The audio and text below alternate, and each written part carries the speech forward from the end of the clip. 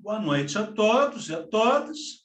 Hoje vamos concluir o estudo sobre o Quilombo de Palmares, a partir do livro de Clóvis Moura. Muito bem. A base do trabalho do Quilombo de Palmares era a policultura, produzida intensivamente. Plantavam principalmente o milho, que era colhido 2 vezes ao ano. Depois da colheita, descansavam 2 semanas. Plantavam ainda feijão, mandioca, batata doce, banana e cana-de-açúcar. Isso constituía a produção fundamental da agricultura palmarina, sendo o excedente dessa produção distribuído entre os membros da comunidade para as épocas de festas religiosas ou de lazer, armazenado em paióis para os períodos de guerra, ou trocado com os pequenos produtores vizinhos por artigos de que a comunidade necessitava, mas não produzia, o que levava a um confronto permanente entre a economia de Palmares e a economia do latifúndio escravista. Um conjunto de quilombos transforma-se em república. Esses mocambos, que ocupavam um território extenso, terminaram transformando-se em uma confederação de quilombos e, em decorrência, em uma república. Analisemos, portanto, como eram as relações de produção que caracterizavam a República de Palmares, surgida dessa confederação de quilombos. Décio Freitas diz que não há elementos seguros sobre o regime de propriedade de terra entre os palmarinos. Cabe conjecturar que as terras pertenciam à povoação como um todo. A plausibilidade da hipótese provém, em primeiro lugar, do fato de que os negros traziam da África uma tradição de propriedade coletiva da terra.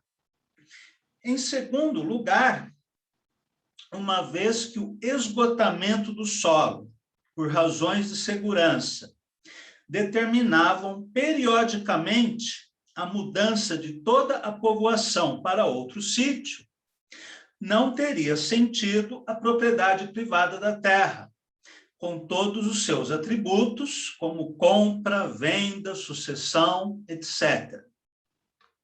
A dupla verificação, por um lado, de que Palmares se transformou em uma sociedade agrícola, abrangente, extensiva à grande maioria de seus mocambos, e, por outro, de que a produção era distribuída comunitariamente, leva-nos a outro nível de análise e reflexão.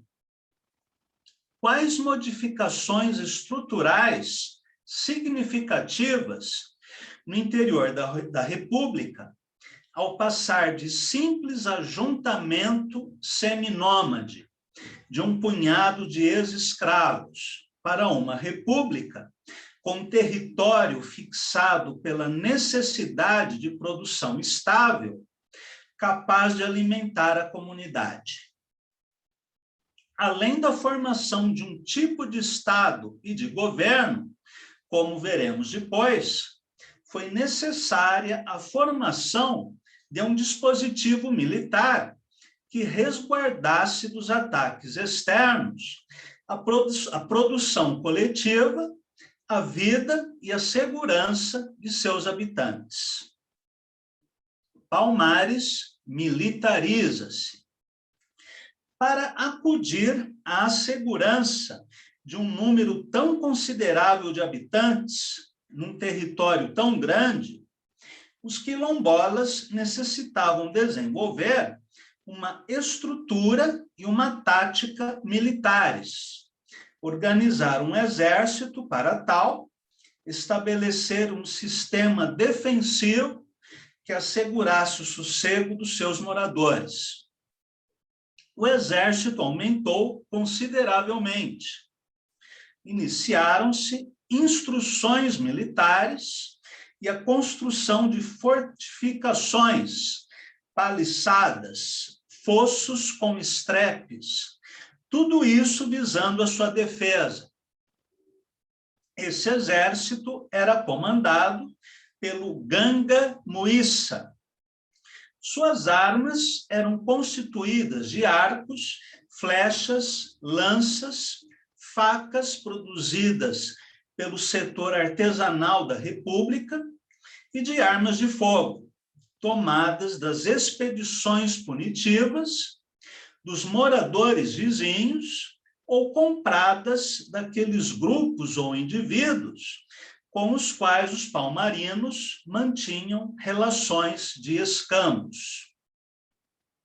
Em face disso, evolui o segmento militar. Passa a adquirir funções mais importantes nas áreas de domínio e de prestígio políticos. Daí o aparecimento de uma espécie de casta militar. A guerra de movimento, sustentada por outros quilombos menores, não pôde mais ser continuada em Palmares.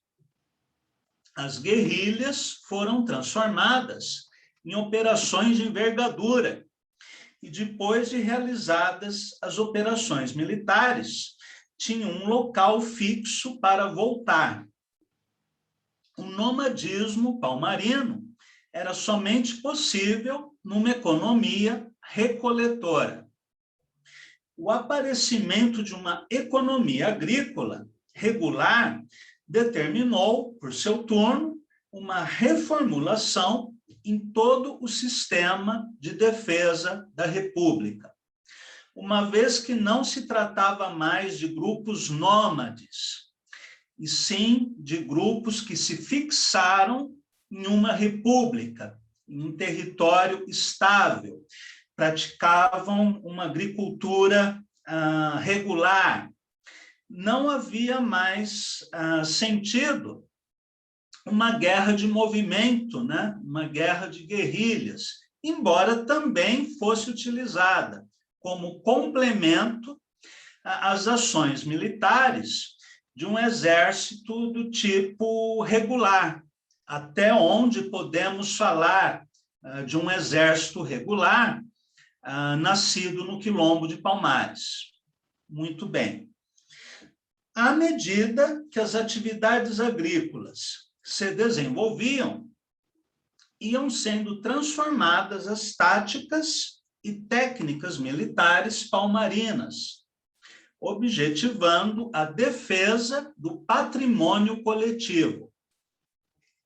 É por tudo isso que essa fração, ou segmento militar, adestrada para defender o patrimônio comum, é que irá se revoltar contra a capitulação de Ganga Zumba. Devemos destacar um fato interessante. O aparelhamento militar de Palmares não foi estruturado para defender um tipo de propriedade privada, mas, ao contrário, para defender as vidas e a propriedade da República em seu conjunto. Daí ter havido a insurreição através de Zumbi e de outros componentes mais jovens do segmento militar contra a capitulação de Ganga Zumba, capitulação que significaria, em última instância, a destruição de toda a estrutura comunitária.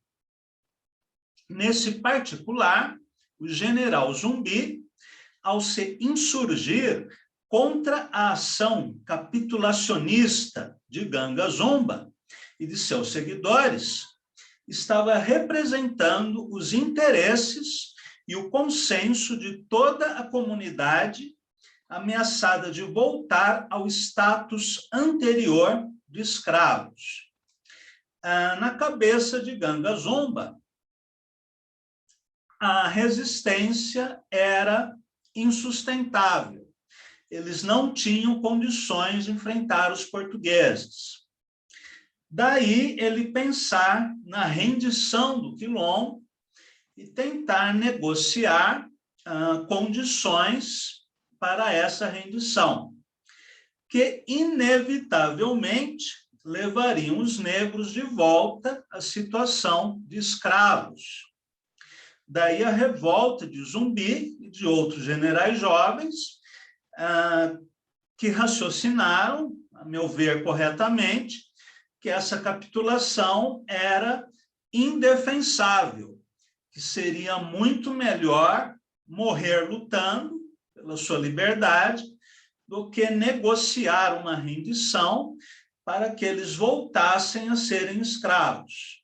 A única atitude ética, política e até mesmo militar cabível, de um ponto de vista revolucionário, era manter a resistência, já que a outra hipótese era inaceitável. Continuando.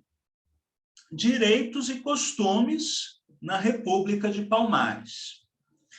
Esse tipo de economia e organização social e militar levará também a que não se corporifique um direito de propriedade definido e estratificado em códigos, inclusive porque os africanos eram ágrafos, né? Eles não conheciam a escrita, logo não havia um código de leis, quando muito, um código transmitido pela transmissão oral, né? Certas questões que eram discutidas coletivamente e transmitidas pela via oral, mas não um código de leis escritas.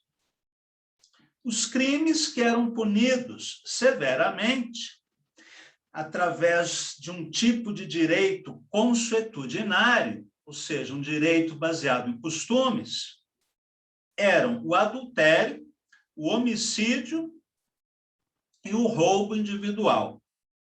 Mesmo porque, ao que tudo indica, não havia o roubo social, isto é, a desapropriação de bens da coletividade.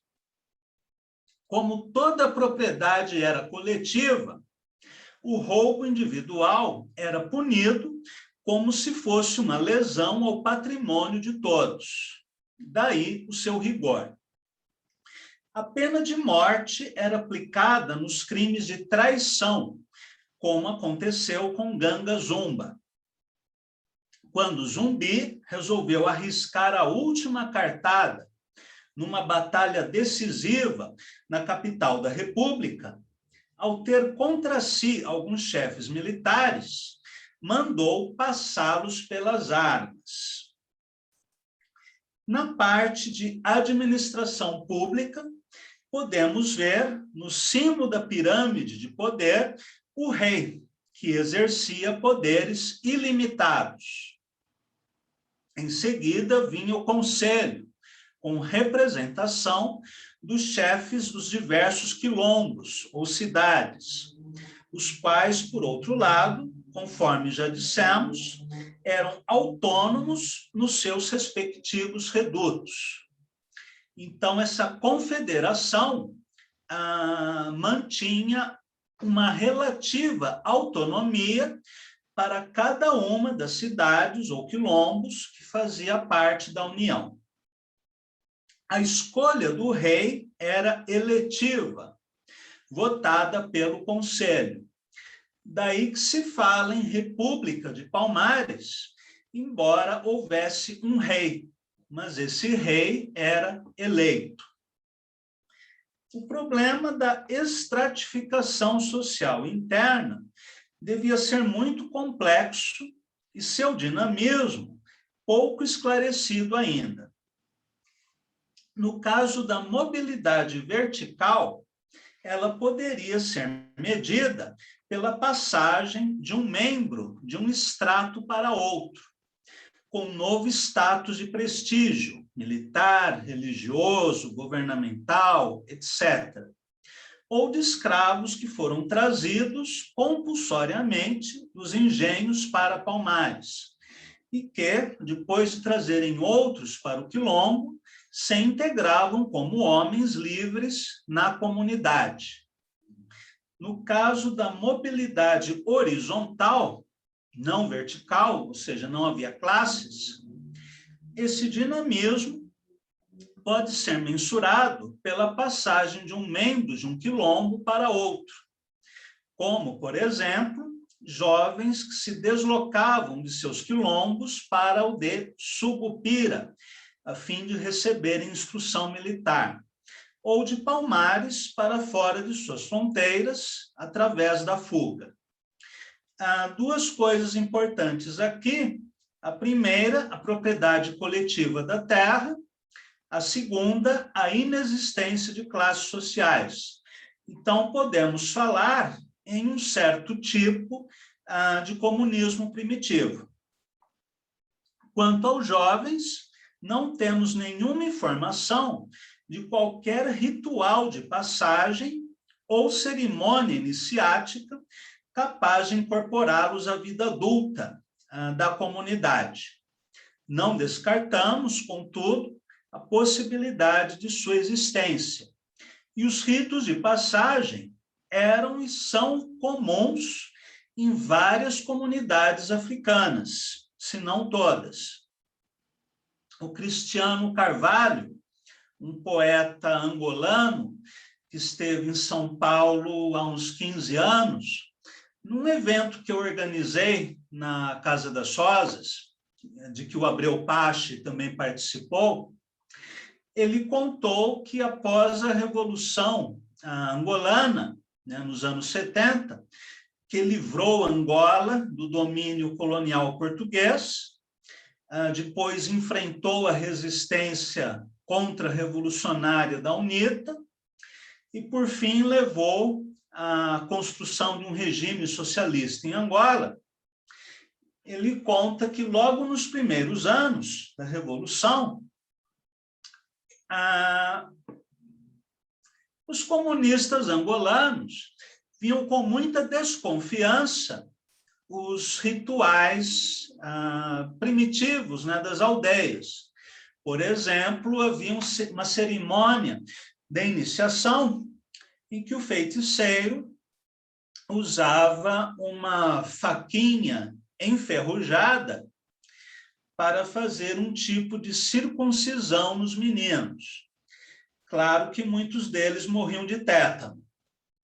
Aí o governo resolveu proibir essa cerimônia, o que gerou uma insatisfação muito grande nas aldeias, porque era o ritual de iniciação pelo qual os jovens se tornavam adultos.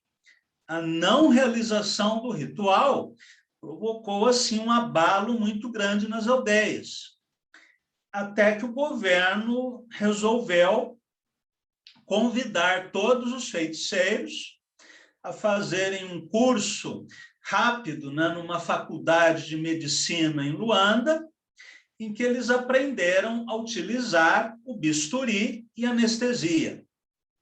Desse modo, o ritual continuou a acontecer, só que de uma maneira mais moderna e mais segura. E também os índios brasileiros tinham rituais de iniciação, da passagem para a puberdade. Então, é bem provável que em Palmares esses rituais fossem praticados também. Continuando. O problema da mulher e, em consequência, o problema do casamento e da família em Palmares merecem ser analisados mais detalhadamente. Essa frase, o problema da mulher, é um pouco infeliz, Clóvis Moura poderia ter usado outra palavra, a questão da mulher, enfim. poliandria e poligamia. Palmares reproduzia, dentro de suas fronteiras, a desproporção de sexos existente na população escrava. Isso porque os senhores de escravos preferiam comprar homens jovens a mulheres, uma vez que os homens iriam trabalhar na lavoura.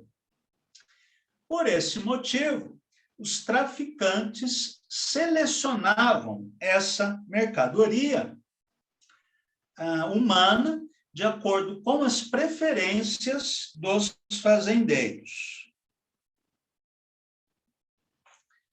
Calcula-se que, para cada mulher, havia 3 ou mais homens, variando de área, fato que irá se refletir na composição por sexos da população palmariana.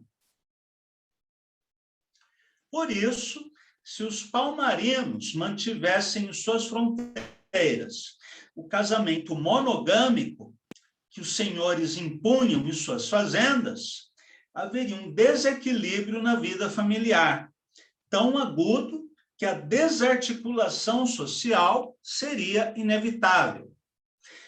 Para resolver esse impasse de importância fundamental, os palmarinos resolveram instituir 2 tipos fundamentais de organização familiar.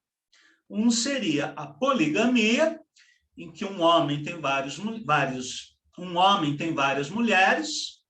e outro, a poliandria, em que a mulher tem vários maridos. No primeiro caso, ele seria praticado pelos membros da estrutura de poder. O próprio Zumbi, por exemplo, possuía várias esposas, inclusive uma branca. Isto é, a capa dominante, o rei e possivelmente os chefes dos mocambos, teriam direito a várias mulheres.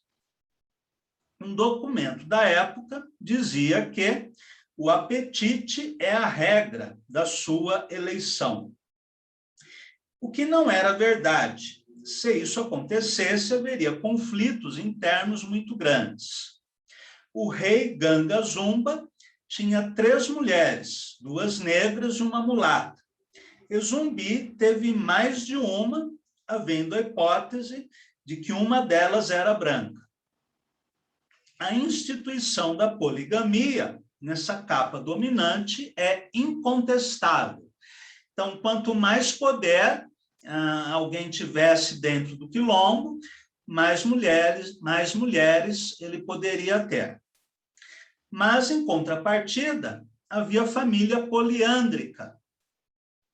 Era a que funcionava majoritariamente no conjunto da comunidade, que não tinha níveis de poder decisório nos assuntos mais importantes.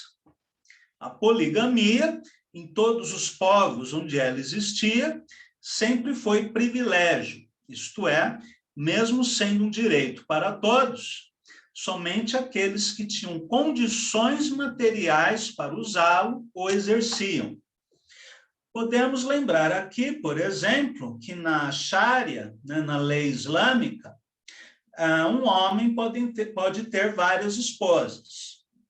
Porém, não é tão fácil assim. Pelo islamismo, primeiro o marido tem que consultar a mulher se ela aceita que haja uma segunda esposa.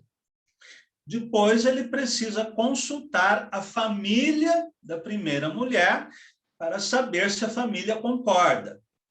Depois, ele precisa provar que tem uma situação material que permita a ele sustentar 2 ou mais esposas. E, por fim, ele precisa se comprometer a dedicar o mesmo carinho, a mesma atenção a todas elas. Então, não é tão simples assim.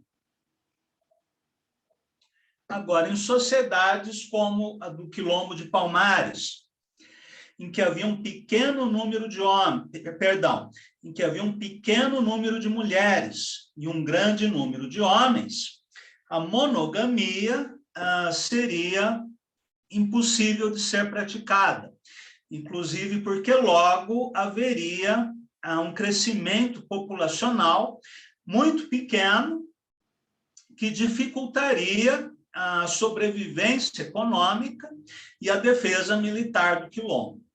Daí a adoção tanto da poligamia quanto da poliandria. Retornando ao texto. Em Palmares, no entanto, isso surgiu em consequência das circunstâncias que os seus habitantes não podiam controlar, a desproporção gritante entre os sexos. Daí a poliandria ter se estabelecido na República. Com esses dois tipos de organização familiar, estabeleceram-se mecanismos de equilíbrio para a funcionalidade, sem antagonismos ou conflitos, no grupo família. É curioso, né? Porque os comunistas sempre foram acusados pela direita de desejarem o fim da família, né? Ou pelo menos o fim da família tradicional. E no Quilombo de Palmares, isso foi uma necessidade prática. Os estratos políticos e militares que mantinham a direção da sociedade, especialmente o rei, tinham uma família polígama, ao contrário dos outros segmentos e grupos, onde a poliandria era a norma dominante. Bem, religião sem casta sacerdotal. Para a maioria dos estudiosos de Palmares, a religião aí existente era formada por um sincretismo, no qual entraram o catolicismo popular e as crenças africanas, principalmente bantus. Acrescentamos agora a influência de religiões indígenas, que também se fundiram às religiões bantus, dando, inclusive, na Bahia, origem ao candomblé de caboclo, sendo que as entidades, né, chamadas de caboclos pertencem a tradições indígenas. O candomblé original cultuava apenas os orixás iorubás. Agora, do encontro entre negros africanos e indígenas, houve não apenas a troca de informações sobre ervas curativas, ou de propriedades mágicas, litúrgicas, ou adequadas à preparação de venenos, mas também a troca de informações a respeito de visões cosmogônicas, né? De tradições religiosas, de rituais, de cerimônias, e desse diálogo entre culturas africanas, indígenas e do catolicismo popular, nascem as várias religiões afro-brasileiras, não só a Umbanda e o Candomblé, mas também a Jurema, o tambor de Mina e várias outras religiões negras que se espalharam pelo Brasil. Inclusive, aquele livro que a Rosane citou, Religiões Negras no Brasil, é um estudo em profundidade sobre esse tema. Bem, Carneiro refere-se a uma dança que, segundo Barléus, era praticada em conjunto e se prolongava até a meia-noite, batendo-se com os pés no chão, com tanto estrépito que se podia ouvir de muito longe. Parece-nos que essa dança devia ser alguma cerimônia derivada das religiões africanas e indígenas, pois tudo leva a crer que era uma manifestação coletiva do mundo religioso, além dos negros, também de elementos de outras etnias que compunham a República, como índios e brancos. Parece-nos que Edson Carneiro subestimou um pouco esse elemento na análise que fez das práticas religiosas de Palmares. Até hoje, segundo informações que conseguimos em Maceió, a população de União dos Palmares acredita ouvir, de vez em quando, esses batuques de negros no cimo da Serra da Barriga. Quanto à interpretação de Décio Freitas sobre o tipo de religião que era praticado em Palmares, vejamos como ele se expressa. A religiosidade palmarina combinava fragmentos de crenças africanas e do cristianismo dos brancos, não apenas na Serra da Barriga, mas depois nas demais povoações palmarinas. As imagens das divindades africanas partilhavam altares como as de Jesus, Nossa Senhora da Conceição e São Brás.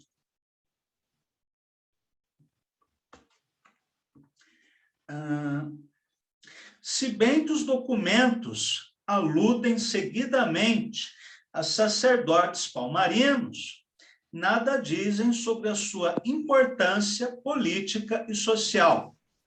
Não há indicações de que formassem uma casta poderosa ou sequer influente.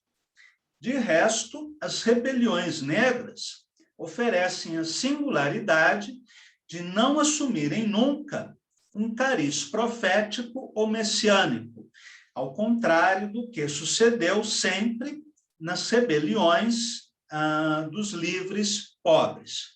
Bem-vinda, Luciana. Nós estamos terminando a leitura do livro do Clóvis Moura. O interessante aqui... Boa noite, camarada. O interessante aqui é que, além da propriedade coletiva da terra e da inexistência de classes sociais, nós temos também uma religiosidade em que não há um grupo permanente de sacerdotes que constituem uma casta separada da sociedade.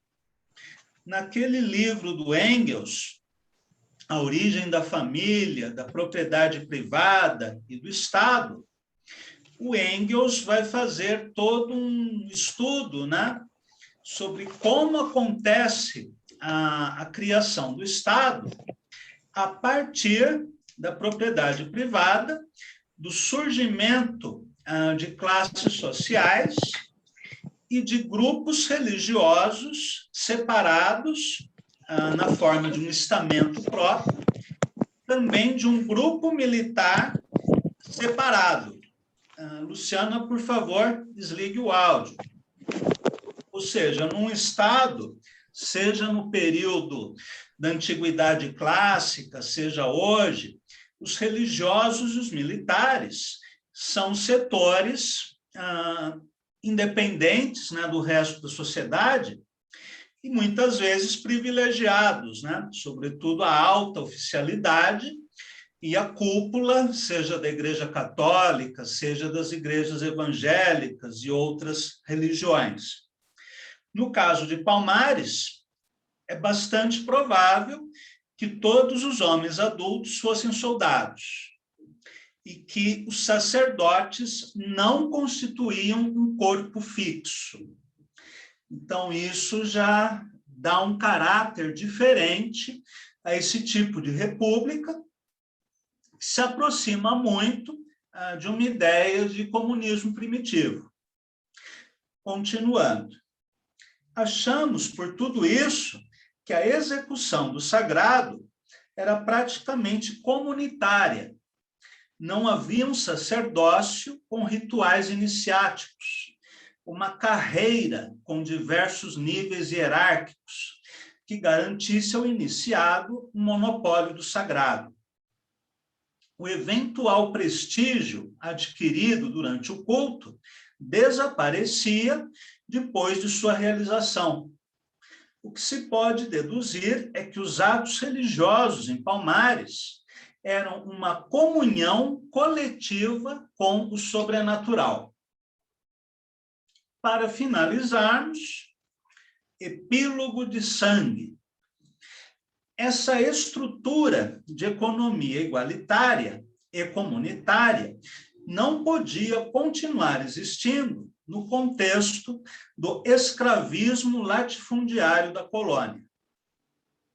Contra ela, uniram-se a Igreja Católica, os senhores de engenho, os bandeirantes, as estruturas do poder colonial, as tropas mercenárias, criminosos com promessa de liberdade e, finalmente, toda a estrutura escravista que não desejava a continuidade de Palmares, bem como setores cooptados através de promessas para destruírem essa república. Assim como Cuba, até hoje, é um prego no sapato, né, dos Estados Unidos, o quilombo de Palmares também era algo que os dominadores não conseguiam engolir. Qual era e é a lógica dos Estados Unidos? Bom, primeiro, Cuba vira comunista. Depois, a Nicarágua vira comunista. Depois, El Salvador vira comunista. Depois, Guatemala e Honduras viram comunistas. Depois, o México vira comunista. Aí, o movimento comunista começa a crescer nos Estados Unidos. Então, vamos cortar o mal pela raiz, né? Vamos derrubar o Fidel, acabar com o regime socialista cubano, derrubar os sandinistas da Nicarágua, para que a coisa não cresça, né? Não se expanda. A famosa teoria do dominó, que também foi adotada no Sudeste Asiático.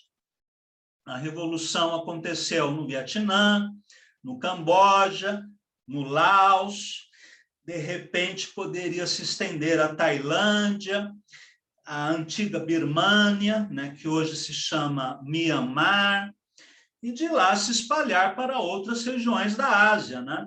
Então, não pode, vamos destruir o Vietnã, vamos destruir o Camboja, e a mesma coisa aconteceu com o quilombo de Palmares.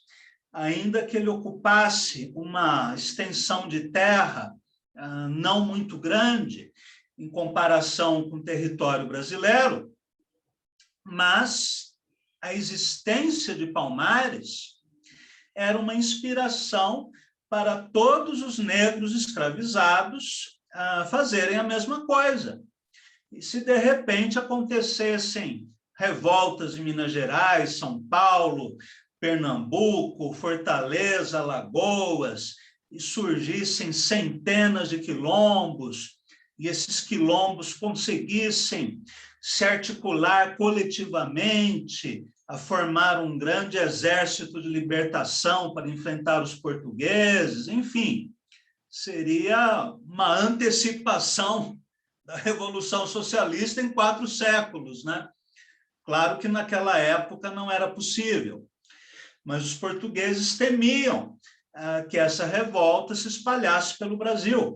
Então, precisamos destruir Palmares. Continuando.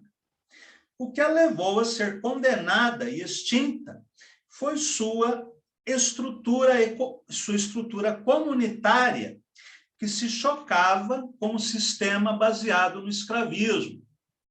Aqui, parece-nos, é que está a chave do problema.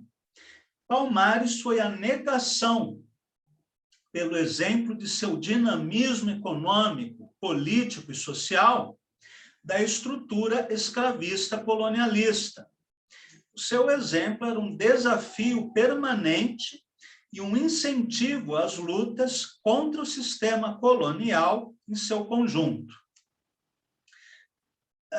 Quando Ganga Zumba procurou um acordo com as estruturas de poder opressoras do colonialismo, entrando em acordo com representantes do Quilombo, em 1678, a comunidade palmarina teve reservas de dinamismo interno para reagir e colocar-se contra tal atitude, e reestruturar social, política, ideológica e militarmente a luta.